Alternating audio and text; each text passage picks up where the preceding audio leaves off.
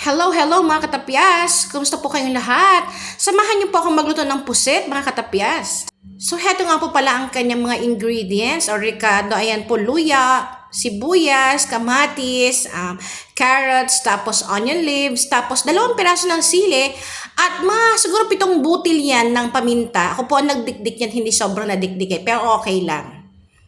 So, ito nga po katapyas, nagpapainit na ako ng oil sa aking mahiwagang kawali. Matagal ko na nga pong katuwang itong kawaling ito katapyas, marami nitong memory sa akin. So, ang first step, lagyan natin ating sibuyas. Malamang nagtataka kayo, ba't walang bawang? Wala nga po akong bawang, nakalimutan ko pong bumili, kaya hayan sibuyas na lang muna. At syempre, ang luya talaga dito ang star kasi nawawala ang lansa ng kahit na anumang lutuin mo, di ba? Nilagyan ko rin po siya ng konting kamatis mga katapyas para lalong sumarap yung kanyang lasa. Gustong gusto ko nga katapyas ang kamatis ko. Minsan nga naghihiwa-hiwa lang ako tapos kinakain ko ng ganyan. Ang sarap. Konting asin baga.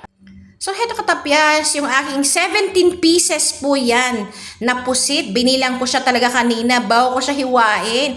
Hindi ko nga lang na-videohan ng aking binibilang. Madalang nga katapyas ang pusit dito sa amin. So, tsambahan lang kung sakali makabili ka man. Nilalagyan ko nga kaagad ng pampalasa itong asin katapyas pag ako nagluluto kasi gusto ko talaga nagsisimmer agad yung lasa. At syempre, yung 7 piraso ng paminta na aking dinurog kanina. So, kaya na po siya katapyas, o diba? At saka 3 piraso ng bay leaf, pampasarap at saka pampabango, o diba? Nilagyan ko nga rin po ito katapes ng konting carrots, pampasarap din. Kasi medyo matamis-tamis, kaya nagbe-blend ang ganda ng lasa. And so, the moment of truth. Yummy naman talaga. At amoy pa lang, sure nang mabubusog ka.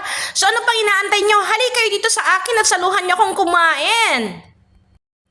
Nilagyan ko rin nga po ito ng onion leaves bilang kanyang toppings. I'm sure na lalong sumarap ito.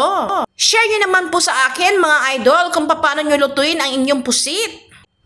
Well, thank you for watching guys, and my next video. Bye-bye! Have a good day!